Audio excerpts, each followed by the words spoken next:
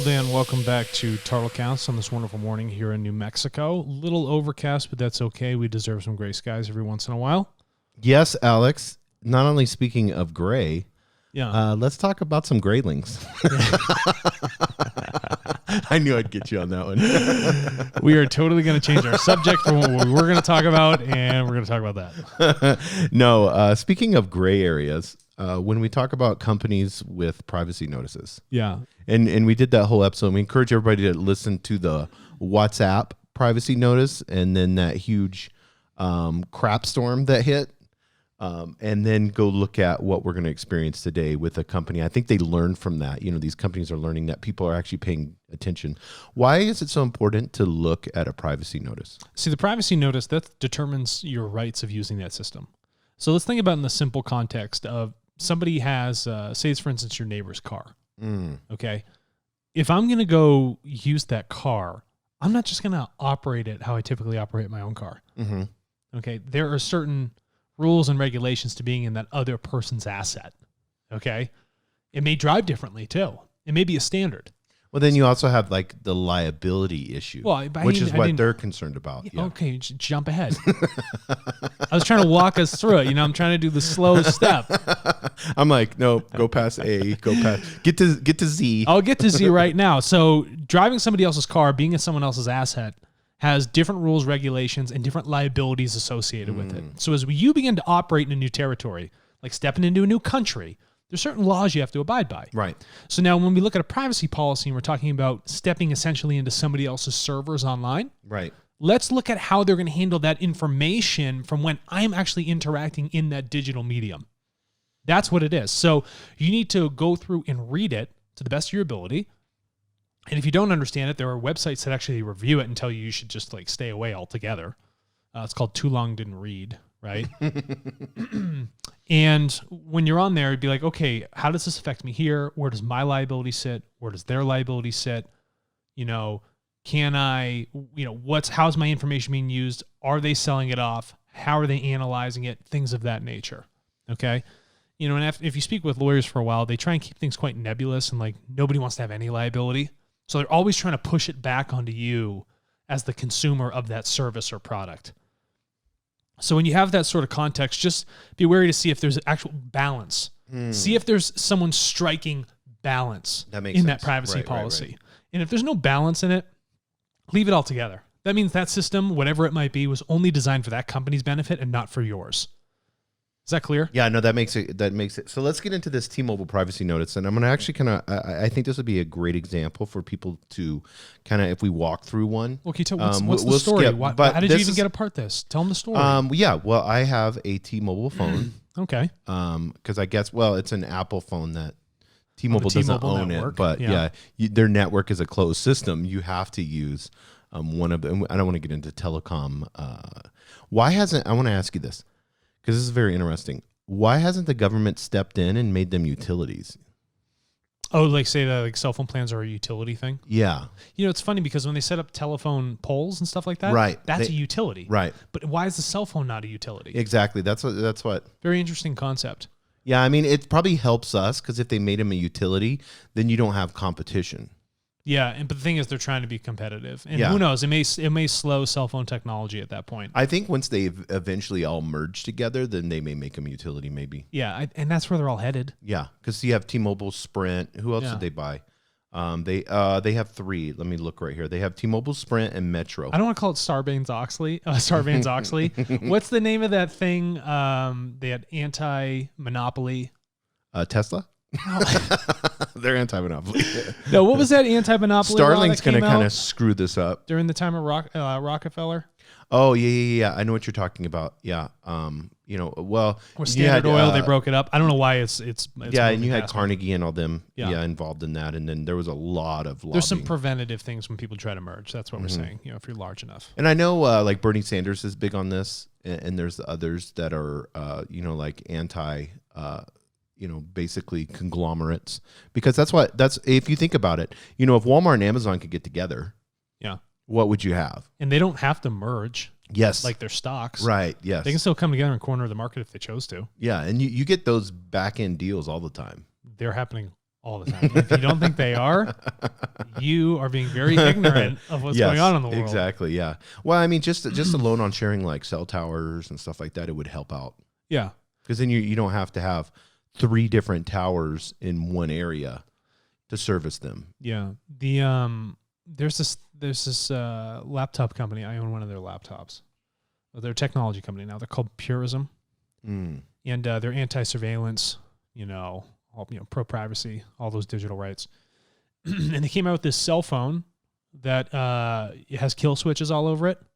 So, even when you're like, I turned off my geolocation, people can still track you, right? Yeah. And then every time you call to a cell tower, your IMEI number goes with it for that device, which is then registered to an account. And anyone in like FBI, DEA, whatever it is, can actually look that up immediately. Right. What they did is they also brought out a cell phone plan.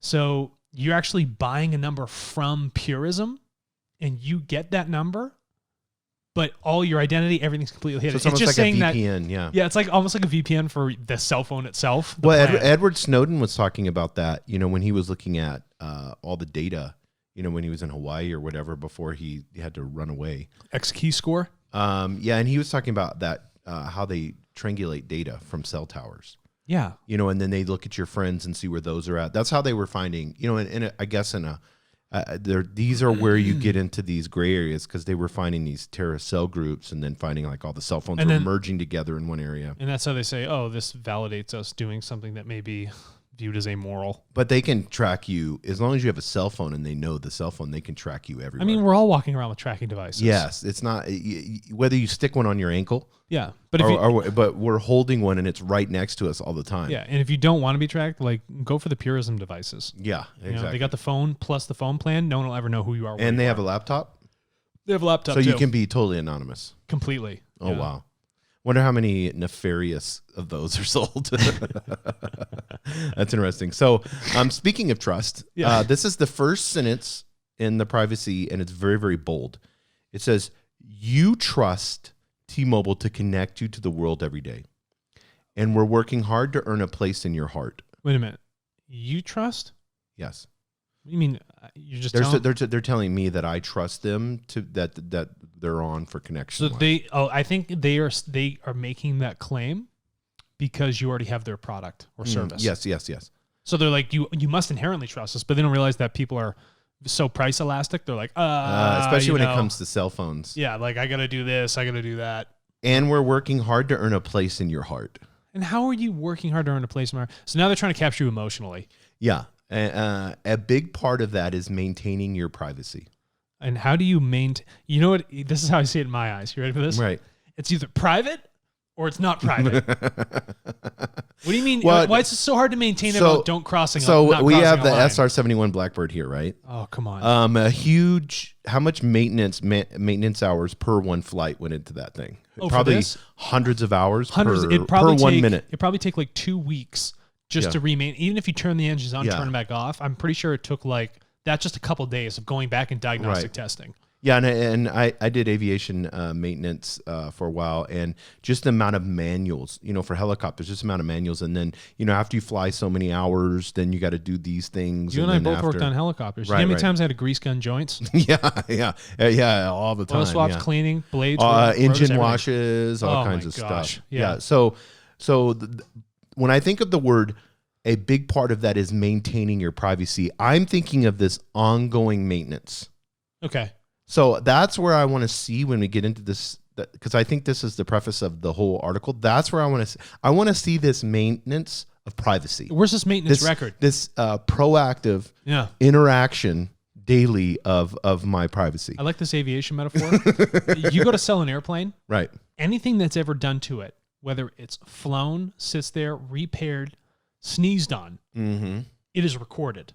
Date, time, whoever, what went into it, tools that were used, the works. And if you try and sell that aircraft without it, the value drops off precipitously because people are like, I don't know what's happened with this. It has no log, right? And if it doesn't have the flight log or the maintenance log, it's essentially worthless. It's a risk.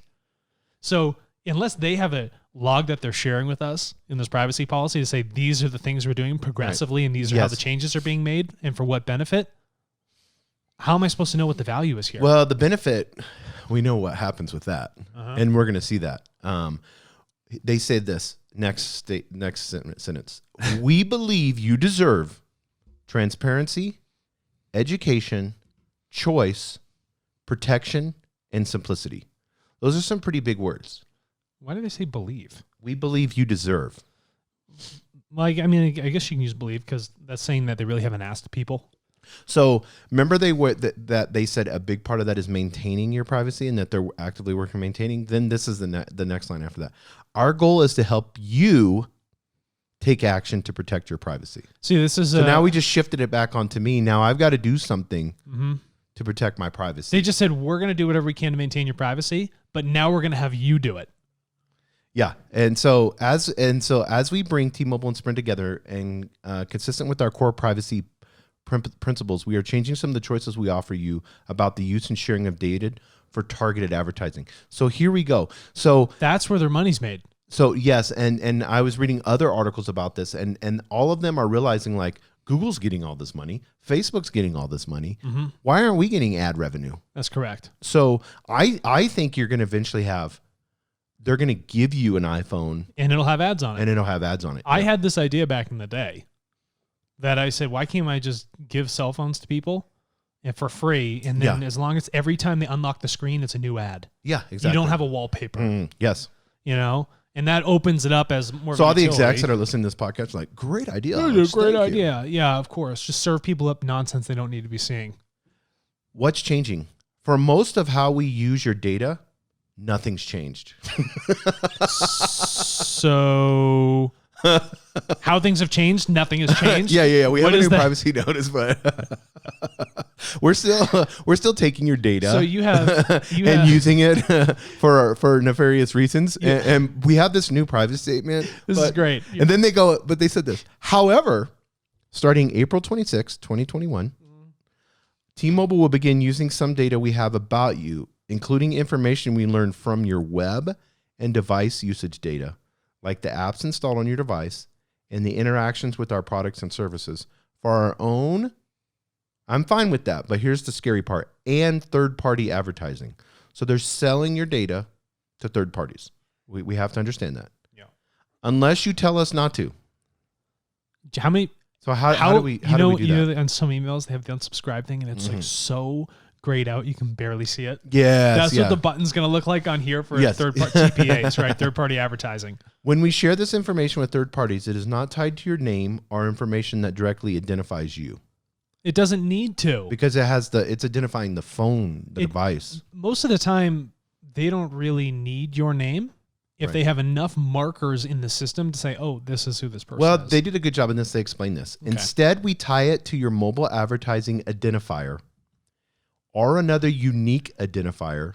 What's the unique identifier? I don't know. And share it in an audience segment. Okay. So I like that they're being. I mean, they're blatantly they're explaining the process. Yeah. But you have an IMEI. That's your phone's identifier. Okay. It keeps a log of every app you download. Right. So the phone, and that's going to upload that over to T-Mobile. Right. It's buckets. Along with your geolocation. And that IMEI is also linked to all your personal information. Phone number, address, other people on the plan, social security number. They have everything in there. Yes. The question is, to what context do you want to use that information? Yeah, they're not using your name, but they're using everything else. So they said this segment might indicate, for example, that you, along with a pool of many other consumers, have been identified as a sport enthusiast.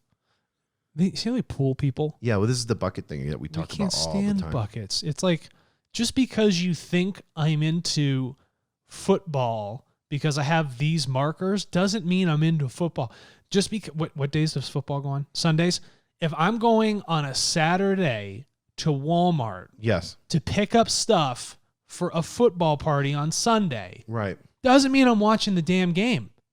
But see, because you may be doing it because your brother's coming in from Wisconsin and he's a big Green Bay Packer fan. So then what happens? And you don't like football at all, but you know he loves it and you haven't seen him in a while. So you're going to do like a surprise NFL party for Sunday and you're going to sit there and bear and grin it for 2.5 hours. Correct. And then what happens though? Yeah, but then the NFL, you get labeled, The NFL pays money to T-Mobile. Yes. T-Mobile serves up the ad. Right. And now the NFL has just wasted money on that one person who is a one of millions. But like we have said over and over again, it's like earlier I watched UFC. So, but I was reading climate stability. So, I know it's so hard to put people in buckets, and I don't want to get into it too heavy, but I mean, no one would think climate stability and UFC go hand in fighting. That person, and I'm on like buying a Patagonia vest, and at the same time, looking at a AR. I know. Oh, and I bought a John Deere tractor. Yes, yeah. And I only buy whole grain stuff or whatever. Yeah, exactly. When I look at this, it says we're doing this for you, but we're going to put you in a bucket. Mm-hmm. So you're not really doing this for me as an individual. What you've done is you've set this up and painted it in a limelight that it's for my benefit, but truly this is strictly for your own advertising benefit. Yeah, like you were really excited to see this SR-71 and you're vegan. So how many people love jets that are vegans? I don't know. That's a great question. See, you can't put people in buckets. We talk about this. This is I like this. So they have the links to opt out of advertising and the analytics. They do have that. They also have that you can submit a personal data request. Anyone in the U.S., including Puerto Rico, can submit a personal data request to access or delete certain data. T-Mobile has about you.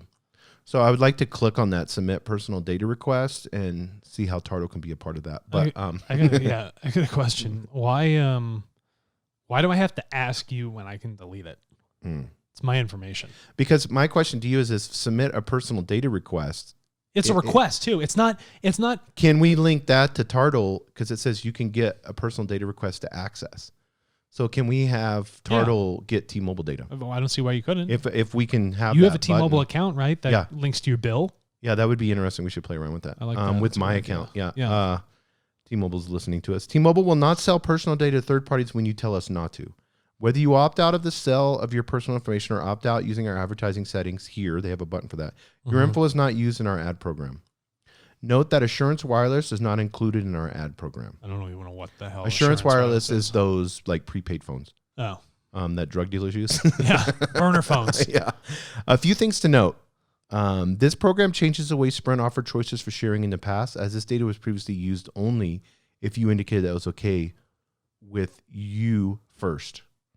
So, so now they're assuming. Hold on. This is a big one. I just got mind effed. Can you This read that program again for me? changes the way Sprint offered choices for sharing in the past. So they bought Sprint, T-Mobile. So they bought Sprint and then changed the rules for Sprint. Yeah, to make it like T-Mobile. As this data was previously used only if you indicated that was okay. So Sprint would ask you, is this okay to use the data? And T-Mobile saying, no, we bought Sprint out. So we're going to do it anyway until you opt out. Until you opt out. That's what Facebook did with WhatsApp. You know what? There's a conceptual point here I want to touch about, and this goes for everything.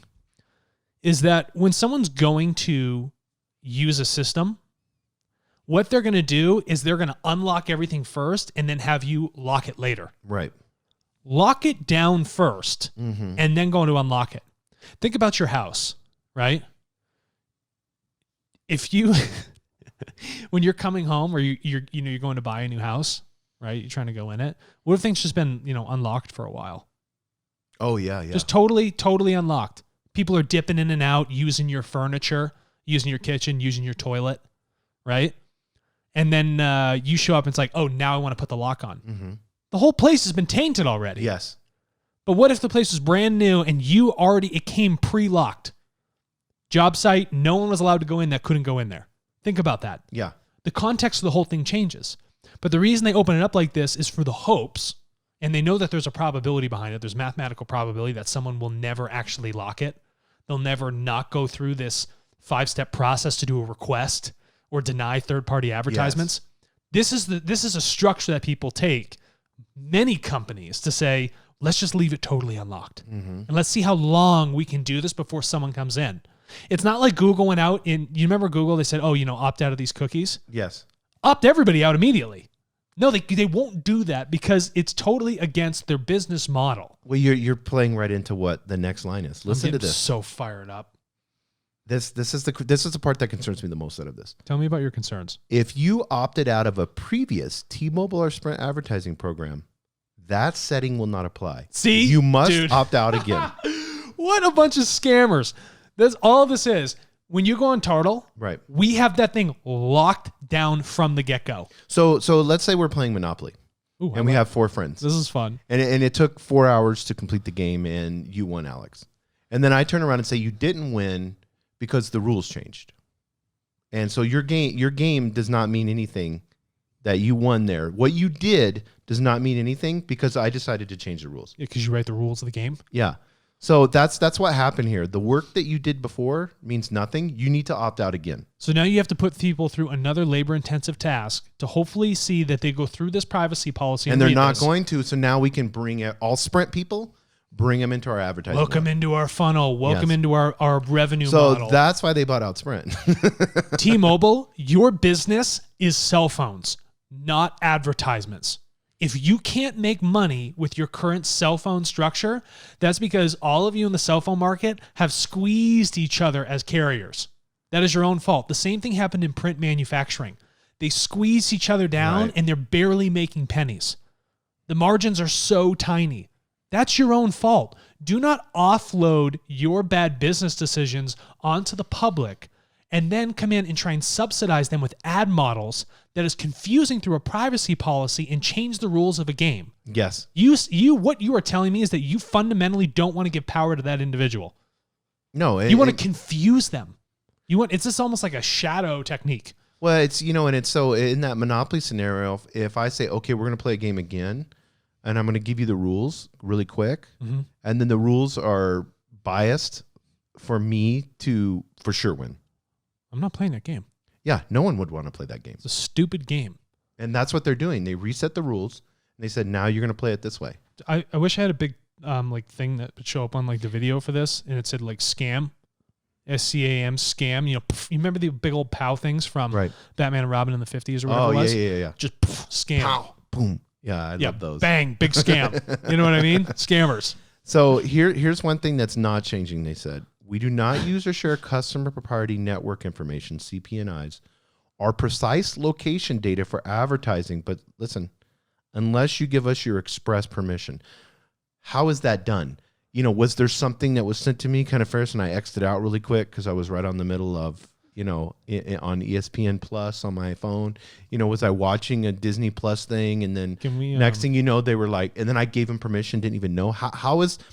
There was no link on that. They should have had, because if you're going to use my GPS, my precise location data for advertising, I want to know what's this express permission. There should have been a link on that. That's correct. Now, they talk about express permission. GPS is accurate to 3 feet. That's just what it is. Okay, so within 3 feet, this is where I am in my GPS system for my cell phone. But they still have cell phone triangulation. They say accurate, right? You can still triangulate people within cell phone towers to a relative area. Yeah, you can. So they still have something that is pretty freaking accurate, right? But we're not using your GPS unless you give it to us. You see what I'm saying? Like, come on. That's why that's why Facebook was so mad at Apple with their little ditty that they did, because it was all about location data. Yes. So, people aren't realizing tracking you to see what stores you go to, time of day that you go to them, looking at the receipt, buying the purchasing receipts from you, when you use your rewards card. All of this ties into this big nefarious game for them to win all the time. It's like you're stepping into an advertising casino and it's super stacked in their favor. Totally stacked. Even 10 times more than what Vegas is. It's like the worst game of like roulette you've legitimately played. Because you never have a chance to win any money. No. But every time you walk into a casino, it's always a loss. Yes. And the reason but the casino, at least there's some percentage that you can make some money if you walk away and not get in the emotion. And not get caught into the emotion. If you win $500, you could walk away. Yeah, I made $500. Time to go. But with this, there's no way for you to win. It's not designed for you to win. Yeah. It's not designed for your benefit. And they'll come to this case right here. We're giving you a cell phone service so you can talk to people. Yeah. I don't want your cell phone then. No. I don't want your service. I'm going to go find somebody else that actually respects me. That's what it is. You're blindsiding people. You think this, I'm sorry to cut you off. No, go ahead. But they don't think people are intelligent enough to realize what's going on. They don't think people have the wherewithal to go through the labor of reading this and truly finding out what's going on. Well, that's the problem with our government and corporate transparency on our Big Seven is government and corporations think that we, the people, are dumb. You know what bothers me? But it's our fault, too, because we need to take 100% responsibility. Of course it's our fault. Yeah. You're exactly correct, Jason. But here's the bothersome part, and I don't know if anyone's ever noticed this. Do you know when they look at labor statistics? Right. Do you know those are preliminary? Their progenesis, where they came from, comes from how they look at livestock. The government looks at you in the same lens they look at livestock. Mm-hmm. And so does every other business. How does it make you feel? Think about that. Mm-hmm. They don't look at you as a human being. They look at you as a function of a cog in a wheel. Yes. They look at you as strictly a piece of labor that will be exhausted in time.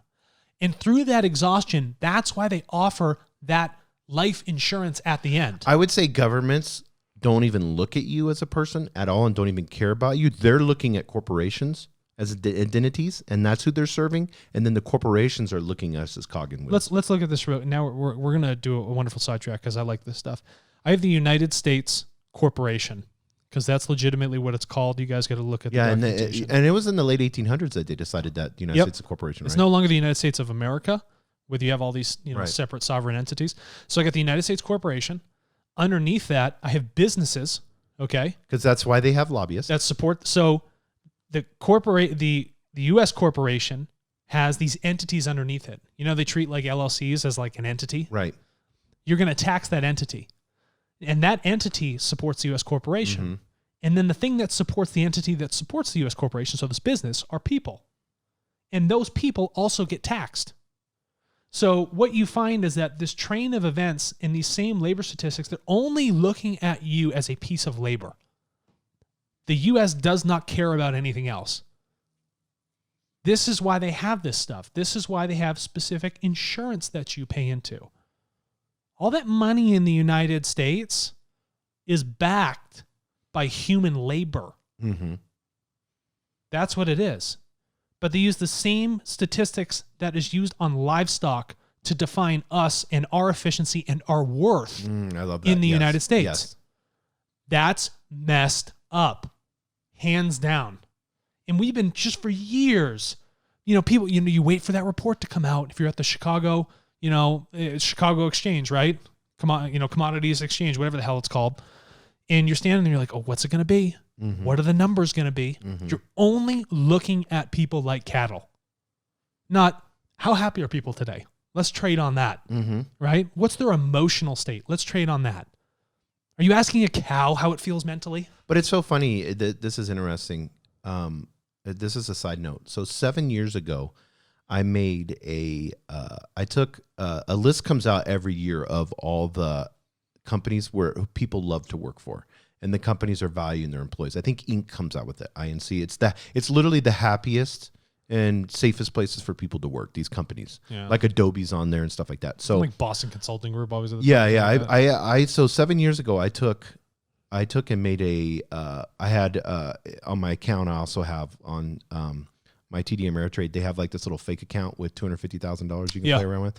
So I took those 7 companies and put them in there, and then every year I updated the companies off of that list. And a lot of them would just, like you said, would just stay on there. Yeah. And there was like 25, 30 companies. So I looked past and looked at it, and I had made like 30,000% profit on that, like millions and millions of dollars. So if I'd actually had $250,000, I would have. And it's just interesting, and I play with it because it's so interesting how you win in the end when you have happy people. Mm-hmm. You will make more money by being honest and transparent and putting it out there than you will by being nefarious and being passive aggressive. Precisely correct. And trying to manipulate cattle. Do you know T-Mobile's looking at you right now? They look at you as a yield. Yes. Yes. That's 100%. What's the yield I can get from these people? That's all it is. That's all they care about. Mm-hmm. What's the yield? Not, have I actually improved this person's life? There's no empowerment to this. Mm-mm. It's this weird, passive abuse system that has no respect for what it means to be a human being. And this mindset you see here, the smoke and mirrors mindset, is shared everywhere. I'm not trying to be pessimistic. I'm just saying, objectively, look at what is going on. Really read it. Concentrate. Use a little bit of your concentration. And see that there is a lack of respect in this. We need to learn respect. This is such a basic thing, and we can't do it. What's going on with us? Why we have so many shortfalls? Well, I mean, even when you look at, and I don't want to get too heavy into this, but this is a great example. I'm going to throw this SR-71. So it's even looking at like police and private security forces.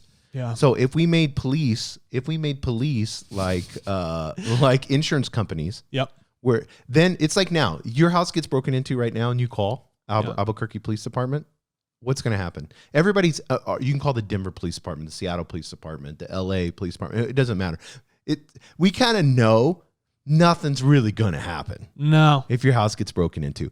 Now, if you had it competitive, and they were how many, and I'm not picking on the police, I'm just using them as an example.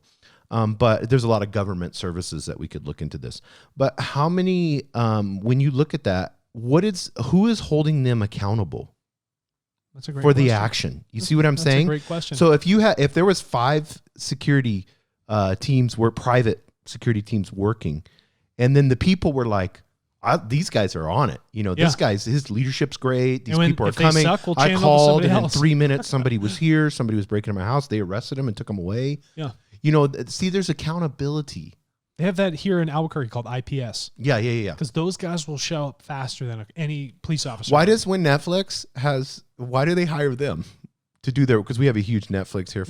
Why are all these movie sets, like Warner Brothers, when they come here, they always hire them to go to the set. Why don't they just let the police know, hey, we're going to be filming here? No. Why do they hire a private security force? I was in Philadelphia. Philadelphia has one of the largest police departments in the United States. And there was this methed out individual, and I'm not saying that as a metaphor, legitimately methed out, and I'm walking back to my apartment, and they're threatening to kill me. And I get inside, and they're still outside threatening to kill me. Shoot me, whatever, do whatever, whatever you want to do. Just craziness coming out of their mouth. I call the cops, police officers. 15 minutes later, if I was outside, I was probably going to be shot, dead, stabbed, bit, whatever it might have been. 15 minutes? Are you kidding me? Do you know what happens in a matter of moments? That's when things happen. But where's the accountability? When I'm supposed to go down to the police office, where were you guys? Oh, sorry, we were doing something else. Yeah. But see, that's the problem when you have government and corporate, when you don't have government corporate transparency. But I want to end it in this. Yeah, we got to end this. So if you want to take 100% responsibility. Thank you. And you want to actually have someone that's concerned. I do. And you want to get paid for your data. I do. And you want somebody that will understand who you are as an individual. I do. Respect your data. Yes. If you want the opposite of all of this. I want it. How do you do that? Oh, I go to tartle.co, TARTLE.co, and I find out what it's really like to work with businesses that respect me for who I am. And getting paid for your data, what is that? Wow, paid to share? That's so cool. It's like every time I open up my mouth, someone pays me money. Kind of cool. Anytime I have a thought that has a dollar value associated to it, that sounds like something that I could get behind. And how are we respecting the individual and their privacy? Oh, how are we respecting it? We don't look at any of your information. We don't know what your information is. None of that that's not for us. That's for you. That's your key to your vault. Yes. It's not for us to dig into or put you into a bucket. If you want to be in a bucket, you put yourself there. Yep. We're not going to do it for you. And that is respecting that person's free will. Yes, it is.